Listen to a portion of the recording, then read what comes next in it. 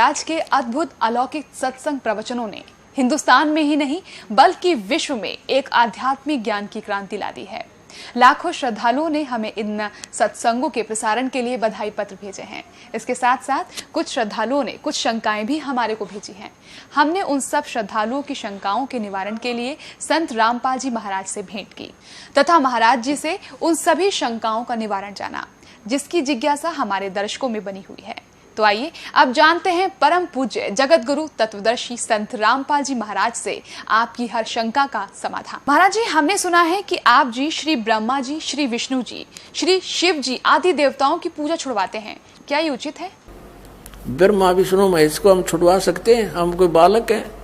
परमात्मा कबीर जी आदरणीय गरीबदास साहिब जी को सतलोक लेकर गए थे। वह सब सतीथि से परिचित करा कर ब्रह्मा विष्णु महेश की सतीथि से परिचित करा कर वापस छोड़ दिया। उसके बाद उन्होंने कहा था, तीनों देवा कमल दल बसे, ये ब्रह्मा विष्णु महेश, प्रथम इनकी वंदना फिर सुन सतगुरु उपदेश। उन्होंने कहा था कि तीनों ब्रह्मा विष्णु ये तीनों देवा कमल दल में बसते, हमारे कमलों में, इन दलों में अंदर रहते हैं, और प्रथम इनकी वंदना, ये मंत्र जो करते हैं हम इनकी साधना करते हैं, और फिर सुन सतगुरु उपदेश, सतगुरु के ज्ञान को सुनो और उसका पूरा कंप्लीट कोर्स लो, तब ये बात बनेगी। अब ब्रह्मा विष्णु महेश हमारे कोई दुश्मन नहीं है। कई कहते हैं कि आपके गुरु जी तो ब्रह्मा विष्णु महेश को छुड़वाते हैं। ब्रह्मा विष्णु महेश को हम छुड़वा सकते हैं? अब जैसे ऊर्ध्व मूलम अधः शाखम, ऊपर को जड़ वाला, नीचे को तीनों गुण रूपी शाखा वाला, उल्टा लटका हुआ संसार रूपी वृक्ष है। अब इसमें क्या है? ऊपर को जड़ता पूर्ण परमात्मा, नीचे को तीनों गुण रूपी संसार रूपी वृक्ष की शाखा है। तो क्या कोई शाखा को काट देगा बुद्धिमान व्यक्ति? पेड़ की शाखा को कोई काटने की कहेगा कि इसको तो फेंक दो काट के, फिर लटका के करेंगे बाकी का हम?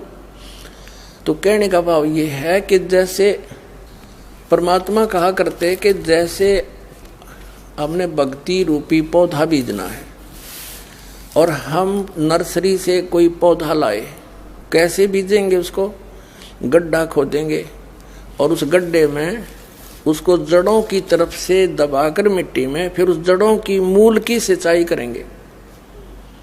तो मूल की यानी जड़ की पूजा करेंगे हम, तो वो पौधा पेड़ बनेगा, उसकी टहनियाँ बड़ी बड़ी हो जाएंगी, तीनों गुण रूपी शाखा। तो उन शाखाओं का फल लगेगा, और फल के लिए हम सारा प्रोसेस अपना कर रहे हैं, फल प्राप्ति के लिए हम कर रहे हैं। तो वो हमने तोड़ने नहीं होते, हमने ऐसे करना है, अपनी way of worship according to the spiritual करना है, शास्त्रों के अनुसार करना। देखना, ये समझ लो हम एक पौधा लाए तो ये है बुद्धिमता। जड़ों को गमले में यानी मिट्टी में डाला, दबा दिया और पूजा शुरू कर दी, सिंचाई। ये जड़ कबीर परमात्मा है इस संसार रूपी वृक्ष की। अब ये हमने जड़ों को पूजना है, इन ब्रह्मा विष्णु महेश की पूजा नहीं कर। हम क्या कर रहे हैं? ऐसे कर रहे हैं। ये बता, बालका वाला काम कर रखे हमने, हंसी नहीं आवे। हम ऐसी पूजा कर रहे हैं, उल्टा काम कर लिया हमने। ब्रह्मा विष्णु महेश को हम इष्ट रूप में पूज रहे हैं, गमले में ला दिए ब्रह्मा विष्णु महेश और ये पूजा कर रहे हैं। तो कोई क्या कहेगा? समझदार व्यक्ति ने कहा सीधा कर ले इसने, और वो लड़े, हट जा दूर, खबरदार तूने क्या कर दिया। अब देखो जड़ छोड़ दी हमने, अब जड़ ऊपर रहेगी तो भक्ति रूपी पौधा सूख गया। ये यूजलेस है, ये शास्त्र विधि को त्याग कर शास्त्र विरुद्ध साधना है, ये उल्टा बीजा हुआ भक्ति रूपी पौधा।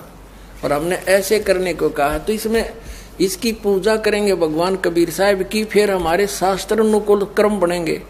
शास्त्र अनुकूल संस्कार होने से ये फल ब्रह्मा विष्णु महेश ने देना हमारे को, क्योंकि यहाँ के ये प्रधान है, इविन का फल लगेंगे। अब इसका प्रमाण देते हैं। अपने आत्मा परमात्मा ये कहा करते, तुम साधना ठीक करो और फिर आपको लाभ होगा पूरा। अब तुम साधना कर रहे हो उनकी जो आपको कुछ दे ही नहीं सकते। अब जैसे आप किसी फैक्ट्री मालिक की नौकरी कर रहे हो, तो नौकरी उसकी कर रहे हो, आपकी हाजिरी लगकर तनख्वाह बनकर कैशियर के पास आती है, अकाउंटेंट के पास आती है। अब तनख्वाह तो देंगे अकाउंटेंट और वो कैशियर, लेकिन वो देंगे आपका वर्क डन, और वो भी उस मालिक की मजदूरी करोगे। तो यदि उस आप लागे अकाउंटेंट और कैशियर की जूते साफ करन, उसकी प्लेट धोना, वह नौकरी दी छोड़ आपने, वो खाक देंगे आपको, लोग भाजत चाह बिना प्याओ टाइम पे। तो इसी प्रकार हमने पूजा तो करनी है, मजदूरी तो करनी, इष्ट रूप में तो पूजना परमपिता को, कबीर साहब को, और फिर उससे बनेंगे हमारे शास्त्र अनुकूल जितने भी शुभ संस्कार फिर देंगे। यही यहाँ पर जब तक आप यहाँ रहोगे तो यहाँ के ये प्रधान है, इन्होंने हमारा वर्क डन देना है। जैसा कर्म करेगा फल देगा भगवान, इनका ये आखिरी विधान था। तो ये भगवान तो वर्क डन ही दे सकते, इसमें ऐड नहीं कर सकते। और फैक्ट्री मालिक बनवाने करा के दे तोहफे में, यानी परमात्मा हमारे मालिक हैं, मालिक तो कुछ भी दे सकता है। अब और थोड़ा सिखा दिखाते हैं क्योंकि कंसेप्ट इससे जुड़ा हुआ है। इसी गीता जी अध्याय नंबर 3 के, ये श्रीमद् भगवद गीता अध्याय नंबर 3 के आपको दिखाते हैं श्लोक 10 से लेकर 15। ये देखिएगा, श्रीमद् भगवद गीता अध्याय नंबर 3 के और श्लोक नंबर 10। प्रजापति ब्रह्मा ने कल्प के आदि में यज्ञ सहित प्रजाओं को रचकर कहा था, तुम लोग इस यज्ञ के द्वारा, यज्ञ माने धार्मिक अनुष्ठान, शास्त्र अनुकूल वृद्धि को प्राप्त हो। यह यज्ञ तुम लोगों को इच्छित भोग प्रदान करने वाली हो। 11वें में कहा है, यज्ञ के द्वारा देवताओं को उन्नत करो और वो देवता तुम लोगों को उन्नत करें। इस प्रकार निस्वार्थ भाव से एक दूसरे को उन्नत करते हुए तुम लोग कल्याण को प्राप्त हो जाओगे। 12वें में फिर कहा है, यज्ञ के द्वारा बढ़ाए गए देवता, बताओ देवता ने क्या हम पकड़ कर बढ़ावाएंगे, खींच कर बढ़ावाएंगे उन्हें। अब ये विधि बता रखी है कि शास्त्र अनुकूल साधना करने से, जड़ की पूजा करने से ये तीनों देवता रूपी शाखा बढ़ जाएंगी, बड़ी हो जाएंगी, फिर ये फल देंगे। देखिए, यज्ञ के द्वारा, शास्त्र अनुकूल साधना के द्वारा बढ़ाए हुए यानी बढ़े हुए देवता, ये तीनों शाखाएं तुम लोगों के बिना मांगे ही इच्छित भोग निश्चय देते रहेंगे। उन देवताओं को दिए हुए भोगों को जो पुरुष उनके बिना दिए स्वयं भोगता है वह चोर है। अब क्या सिद्ध हो गया कि जैसे हम मूल की पूजा करेंगे, मूल की यानी जड़ की पूजा करने से टहनी बड़ी हो जाएंगी, ये देवता बढ़ गए, बड़े होकर ये फलों से लदपद हो जाएंगी, ये टहनी बिना मांगे देंगे अपने आप, क्योंकि हम मूल की पूजा कर रहे हैं तो अपने आप इनका बस की बात नहीं, देने पड़ेंगे फल हमारे को।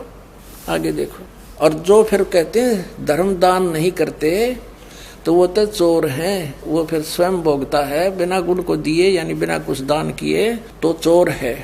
13वें में कहा है, यज्ञ से बचे हुए अन्न को खाने वाले श्रेष्ठ पुरुष सब पापों से मुक्त हो जाते हैं, और जो पापी लोग अपने शरीर पोषण के लिए ये अन्न पकाते हैं वे तो पाप ही खाते हैं। इसका कहने का भाव यह है, अपने आत्माओं यहाँ पर सतलोक आश्रम बरवाला जिला हिसार हरियाणा में पूरे विश्व में एक ये स्थान है जहाँ शास्त्र अनुकूल साधना होती है।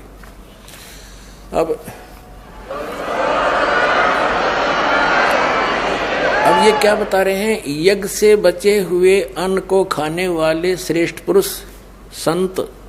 संत यानी अच्छी आत्मा तो सब पापों से मुक्त हो जाते हैं। हम सबसे पहले परमात्मा का भोग निकालते हैं, भोजन का भी, हलवे का प्रसाद बनकर आता है वो भी, उसको भगवान के भोग लगाकर फिर शेष अन्न को वितरित किया जाता है। तो ये कहते हैं यज्ञ से बचे हुए अन्न को खाने वाले संत, साधु संत भक्त, यज्ञ से बचे हुए अन्न को खाने वाले संत है यानी साधु संत भक्त आत्माएं, अच्छी आत्माएं सब पापों से मुक्त हो जाते हैं। अब कहने का भाव ये है कि यहाँ पहले भगवान को भोग लगा के शेष बचे हुए अन्न को उसके बच्चों को वितरित किया जाता है। वो महापाप नाशक बन जाता है। तो यहाँ आओगे तो सारी साधना मिल लेगी आपने, तो सब पापों से मुक्त आप होगे। ज्ञान सुनोगे, धर्म यज्ञ, ज्ञान यज्ञ, प्रणाम यज्ञ, सारी यज्ञ, सब साधना, पूरा ट्रीटमेंट दिया जाएगा। फिर कहते हैं जो दान धर्म नहीं करते वो तो चोर हैं भगवान के। जिन हर की चोरी करी और गए राम गुण भूल, ते बिदना बागुल किए वो फिर झूले उल्टी झूल। कहते हैं जिन हर की चोरी करी, भगवान ने जो आपको दान दिया है, धन आपके संस्कार में, उसको आगे दान जो नहीं करता वो तो चोर बताया भगवान का। तो फिर क्या बताते हैं देखिएगा आगे, इसमें निष्कर्ष निकल रहा है। तीसरे अध्याय का हमने ये 13वां श्लोक पढ़ लिया। यज्ञ से बचे हुए अन्न को खाने वाले श्रेष्ठ संत, संत माने आप अच्छी आत्माएं, सब पापों से मुक्त हो जाते हैं। और जो पापी लोग अपना केवल कमाया और खाया वहीं तक सीमित हैं, वो तो पाप को खाते हैं। अब 14 और 15 में एक निर्णायक ज्ञान दे दिया। पहले इनका अनुवाद पढ़ाएंगे इंजीनियरों का, फिर समझ में आएगा। संपूर्ण प्राणी अन्न से उत्पन्न होते हैं। अन्न की उत्पत्ति वृष्टि से होती है, वृष्टि यज्ञ से होती है। यज्ञ इसका अर्थ है शास्त्र अनुकूल कर्मों से जो होता है वो विहित कर्मों से उत्पन्न होने वाले हैं, यज्ञ यानी धार्मिक अनुष्ठान। और कर्म समुदाय को तो ब्रह्मो उद्भवम, इन्होंने ब्रह्म का अर्थ वेद कर दिया है। कोई बात हुई? ब्रह्म का अर्थ वेद कर दिया। ये लिखना था कि देखो हम यहाँ पर आए इस काल के लोक में, तो हमने कर्म करके ही मिलेगा, ना कति नहीं मिले। तो कहते हैं ये कर्म लगाए ब्रह्म ने बनाया विधान यहाँ का, और ब्रह्म की उत्पत्ति हुई परम अक्षर ब्रह्म से, उस परमात्मा से, सच्चिदानंद घन ब्रह्म से। इसका अर्थ तो ये है, लेकिन इन अज्ञानियों ने कुछ ज्ञान तो था नहीं, सारे उल्टे अडंगे अड़ा दिए। ये देखिएगा, कर्म समुदाय को तू वेद से उत्पन्न नहीं, ब्रह्म से उत्पन्न हुए। और ब्रह्म अक्षरम उद्भवम अविनाशी परमात्मा से, यहाँ ब्रह्म लिखना था, ब्रह्म ये काल अविनाशी परमात्मा से उत्पन्न हुआ जान। इससे सिद्ध होता है कि सर्वगतम ब्रह्म, सर्वगतम माने सर्वव्यापी परमात्मा, सबका मालिक, सदा ही यज्ञों में प्रतिष्ठित है। वो इष्ट रूप में पूज्य है, वही प्रतिष्ठित है सभी यज्ञों में, उसको इष्ट मानकर पूजा करनी चाहिए। इसका निष्कर्ष ये निकल गया। अब हम उस परमात्मा को इष्ट मानकर पूजा करेंगे तो हमारी शास्त्र अनुकूल साधना होगी। और इसमें कहा कि सारा जो शास्त्र अनुकूल साधना करने से हमारे शुभ संस्कार बनेंगे। ये भक्ति रूपी पौधा बड़ा होगा, ब्रह्मा विष्णु महेश के पास हमारे संस्कार जाएंगे, और ये बिना मांगे आपको देंगे, आपको बिना मांगे देंगे। जैसे फल लदपत हो गए टहनिया के, आप भी खाओ, रिश्तेदार भी ले जाओ, और पड़ोसी भी तोड़ ले जाओ, तो भी समाप्त ना हो। तो इतना इस प्रकार हमारा ये पूरा भक्ति क्रम पूरा होता है। तो हम आपको सबसे पहले परमात्मा ने कहा है कि तीनों देवा इन कमल दलों में बसे, ये ब्रह्मा विष्णु महेश, और प्रथम इनकी वंदना, और फिर सुन सतगुरु उपदेश। तो हम इनकी पूजा नहीं कर रहे, हम किसी का किराया दे रहे हैं। जैसे हम टैक्स भर रहे हैं बिजली का, हम बिल भर रहे हैं इसका टेलीफोन का, वो पूजा थोड़ी कर रहे हैं, वो तो हम उनको दे रहे हैं। तो हमें हमारी सुविधाएं जारी रखेंगे, नहीं देंगे तो कनेक्शन काट देंगे। तो हम शास्त्र अनुकूल साधना कंप्लीट कोर्स ना करके अपनी अपनी डफली पीट रहे हैं, जिस कारण से हम परमात्मा से मिलने वाली साधना से वंचित होकर के हम नास्तिक होते जा रहे थे। अब परमात्मा ने दया करी आपके ऊपर और इस दास के ऊपर। इस दास को बनाया वो तत्वदर्शी संत, और जो ज्ञान परमात्मा 600 वर्ष पहले छुपा गए थे खजाना, इस दास को चाबी दे दी। अब दास ने खोल दिया उसके बच्चों के सामने, अब खाओ और खर्चो, चलो सतलोक।